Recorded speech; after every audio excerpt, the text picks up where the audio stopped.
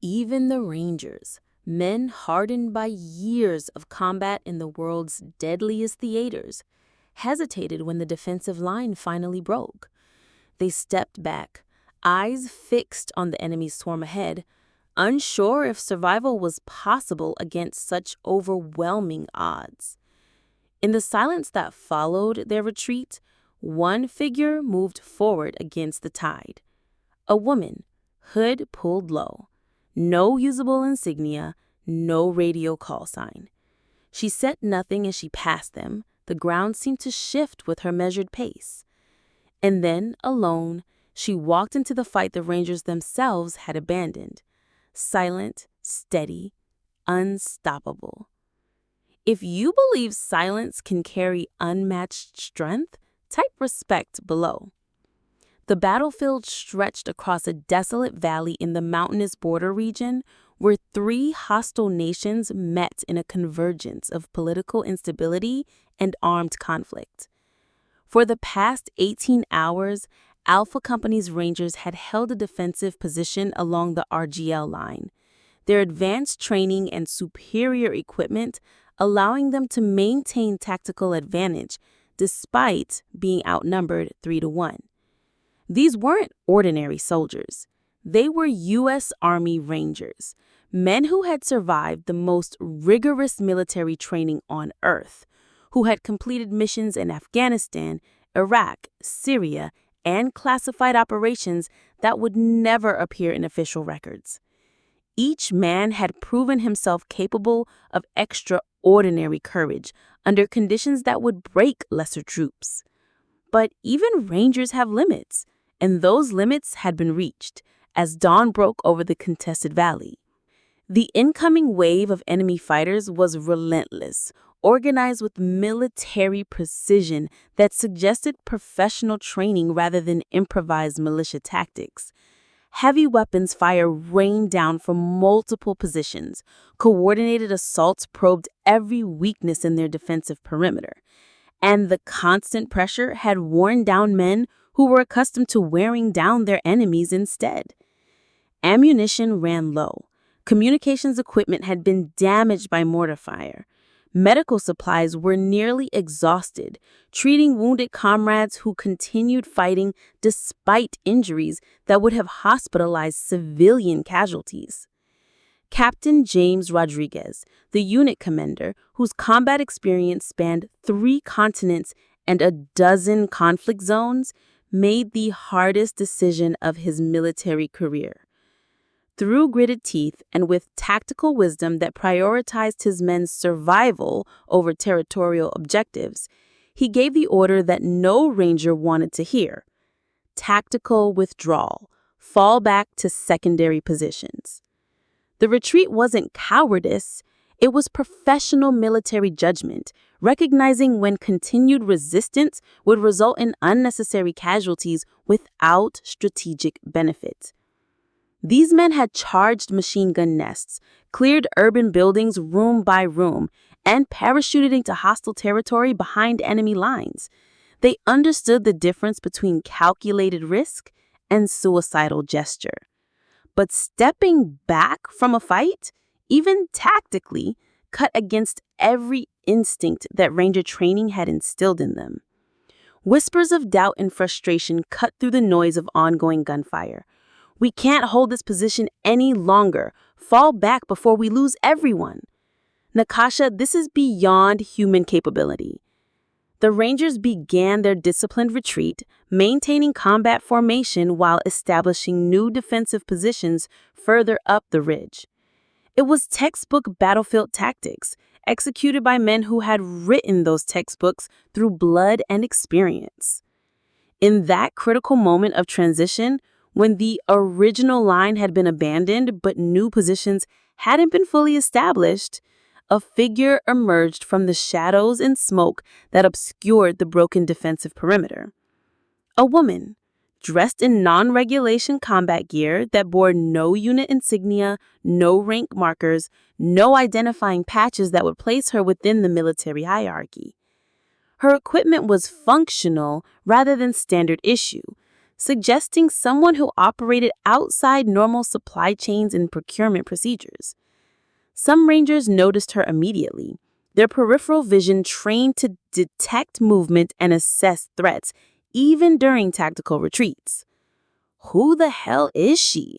Sergeant Martinez muttered, his voice carrying the suspicion that comes when unknown personnel appear in secured areas.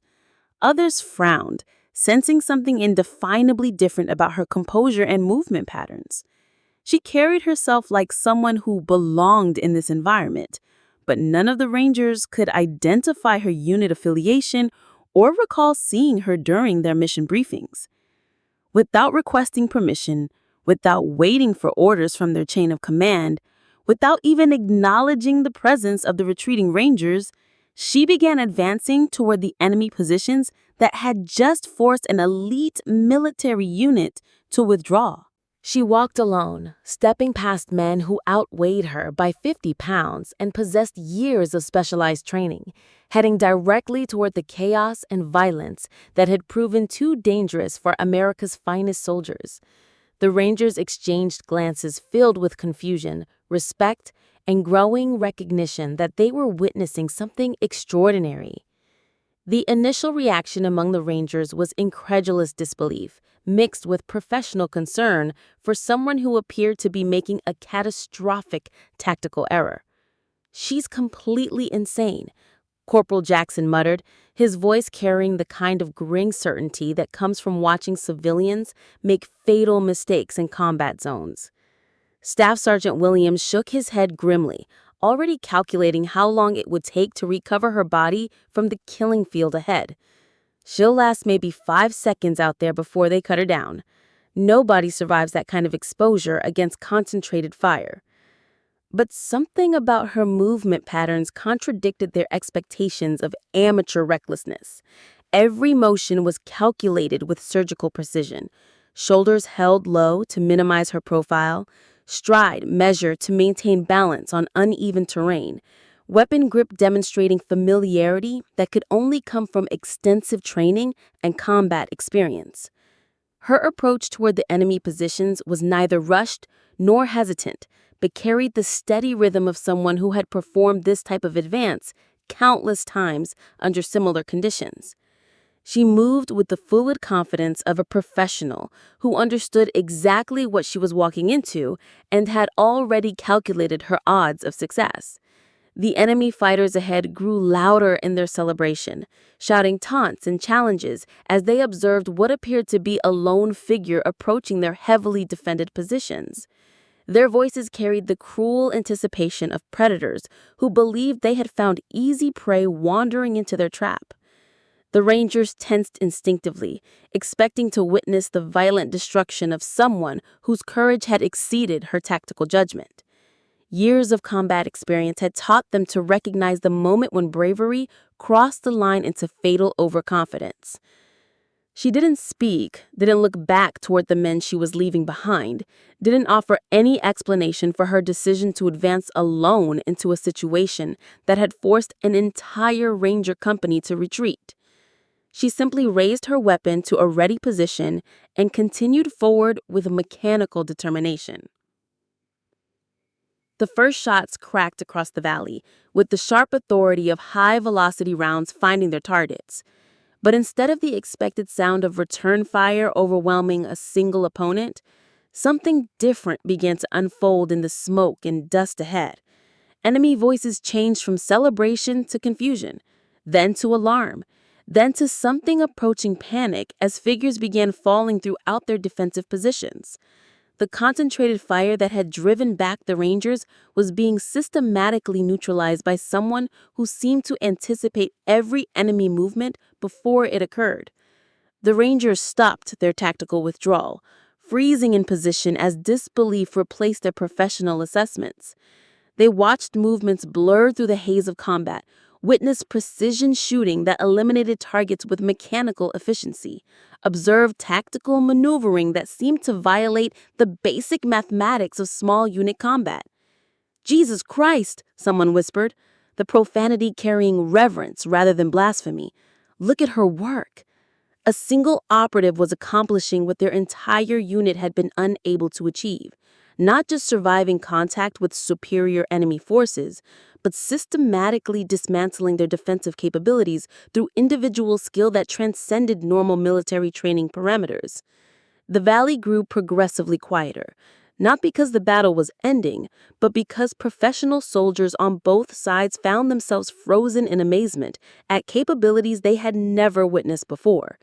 The enemy fighters who had been laughing moments earlier now moved with the desperate uncertainty of people who had encountered something beyond their understanding or preparation. She continued her advance with relentless precision, each shot eliminating resistance, each movement calculated to maintain tactical advantage against odds that should have been insurmountable for any individual operator. Sometimes silence is the loudest answer to those who doubt. If you've seen courage speak without words, share the story. As the engagement continued to unfold in ways that defied conventional military doctrine, her skill level became undeniably extraordinary, even to combat veterans who had witnessed exceptional marksmanship and tactical proficiency throughout their careers. Every shot she fired found its intended target with mechanical precision that suggested capabilities far beyond standard military training programs. Her movement patterns reveal someone who had internalized combat dynamics to such a degree that anticipating enemy actions appeared almost supernatural. She positioned herself to exploit weaknesses in defensive formations before those weaknesses became apparent to the defenders themselves, maneuvered through killing zones that should have been impossible to traverse, and maintained fire superiority against multiple opponents simultaneously. She moved through the battlefield like someone who had lived in similar environments longer than most of the Rangers had been alive, whose understanding of violence and survival had been forged through experiences that existed outside normal military career progression. Her tactical decisions carried the authority of someone who had faced impossible odds so many times that impossibility had become routine. Among the Rangers watching from their elevated positions, whispered conversations began as recognition slowly dawned on the more experienced veterans. Who is she really? The question carried weight that went beyond simple curiosity about unit identification or chain of command. That's not just some special operations soldier, Sergeant First Class Thompson observed, his voice tight with growing understanding. That's something else entirely. Sesto.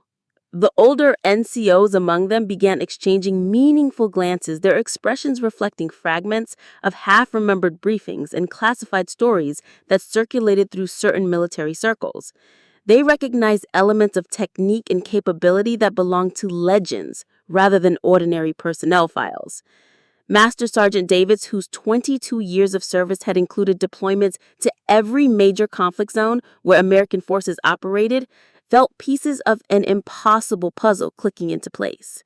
I've heard stories, he said quietly, his voice carrying the reverence reserved for mythology that might be truth, about operators who exist outside normal command structures, who handle missions that never appear in official records. K. The realization struck like lightning illuminating a dark landscape. This wasn't coincidence or random encounter. This was her, the operative whose existence was whispered about in secure facilities, whose achievements were credited to unnamed personnel in classified after-action reports, whose capabilities had achieved legendary status among people cleared to know such things existed. On the battlefield ahead, enemy fighters began demonstrating the kind of tactical hesitation that comes when professional combatants encounter something that doesn't fit their training or experience. Fear began to ripple through their ranks as the coordinated assault that had overwhelmed an entire ranger company was systematically dismantled by a single individual whose presence seemed to violate the basic rules of warfare. She offered no rallying cries, no tactical communications, no psychological warfare designed to demoralize her opponents. Her silence was more devastating than any verbal intimidation could have been, carrying the implicit message that their resistance was not just futile, but irrelevant to the outcome she intended to achieve. The enemy forces that had held tactical advantage through superior numbers and defensive positioning now found themselves reacting rather than acting, responding to initiatives they couldn't predict or counter. Their coordinated assault began fragmenting as individual survival instincts overcame unit cohesion. Rangers, who had spent years perfecting their own combat skills, watched in professional amazement as textbook small unit tactics were executed with precision that exceeded anything they had witnessed during advanced training exercises. She was demonstrating capabilities that existed in classified manuals they had never been cleared to read, implementing techniques that suggested access to resources and instruction that operated beyond normal military hierarchies. The battle was no longer a contest between opposing forces. It had become a clinical demonstration of what individual excellence could accomplish when applied without hesitation or restraint against opponents who had underestimated both her capabilities and her resolve. By the time the last echo of gunfire faded across the contested valley, an eerie stillness had settled over terrain that had been consumed by violence just minutes earlier. The silence was profound and complete, broken only by the distant sound of enemy vehicles retreating at high speed, their occupants having witnessed something that challenged their understanding of what individual human beings could accomplish in combat situations. The battlefield lay transformed under the morning sun, no longer a contested zone where two forces struggled for tactical advantage, but a monument to precision and capability that transcended normal military parameters. Smoke continued to rise from various positions, but the coordinated enemy assault that had forced an entire ranger company to withdraw had been completely neutralized. She stood in the center of the area she had cleared, weapon lowered but ready, scanning the horizon with the methodical thoroughness of someone whose survival had always depended on complete situational awareness. Her uniform showed the effects of close-quarters combat, but she appeared otherwise untouched by an engagement that should have been fatal for any single operator. After confirming that no immediate threats remained, she began walking back toward the ridgeline where the Rangers maintained their defensive positions, her movement carrying the same measured pace that had characterized her initial advance. She showed no signs of celebration, no acknowledgement of having accomplished something extraordinary, no apparent need for recognition or validation from witnesses. The Rangers parted automatically as she approached their lines, creating a corridor of respect that required no verbal commands or conscious coordination. Each man stepped aside instinctively, their actions governed by recognition of someone whose capabilities exceeded their own, despite years of elite training and combat experience. Captain Rodriguez, whose leadership had guided them through dozens of successful missions, opened his mouth to speak, searching for words adequate to acknowledge what they had witnessed, attempting to find language that could bridge the gap between ordinary military experience and the demonstration of excellence they had just observed. But nothing came. Professional vocabulary seemed inadequate to describe what had occurred, and conventional military protocol provided no framework for responding to capabilities that existed outside normal classification systems. Respect of this magnitude didn't require verbal expression. It was communicated by silence that carried more weight than any formal commendation could have provided. She passed through their formation without offering explanations, without accepting the gratitude that every man present wanted to express, without acknowledging that she had accomplished something worthy of legendary status among people whose own achievements were already extraordinary by civilian standards. To her, the engagement appeared to have been nothing more than routine problem-solving, another tactical challenge that required application of skills she had spent decades perfecting in environments where failure meant death, rather than poor performance evaluations. That night, As the Rangers established security perimeters and processed equipment maintenance that had been delayed during the crisis, conversations in their bivouac areas centered on a single topic. Even we stepped back from that fight, men whispered to each other, their voices carrying amazement that hadn't diminished despite hours of reflection. She didn't hesitate for a second. The story began spreading immediately through secure military communication networks, transmitted by personnel whose credibility was beyond question to recipients whose security clearances permitted access to information about exceptional operations. Word traveled faster than official reports, carrying details about the silent operative who fought alone where even Rangers had recognized the wisdom of tactical withdrawal. No name was attached to the accounts. No unit designation appeared in the informal reports. No service record could be referenced to explain capabilities that seemed to exist outside normal training pipelines and career progression systems. Because sometimes the greatest leaders don't need recognition, don't require acknowledgement, don't depend on external validation to define their worth or measure their impact. They let silence and action write their legacy in ways that transcend official documentation or public recognition. For more stories of silent strength and respect earned through action rather than words, subscribe to Ironheart Stories.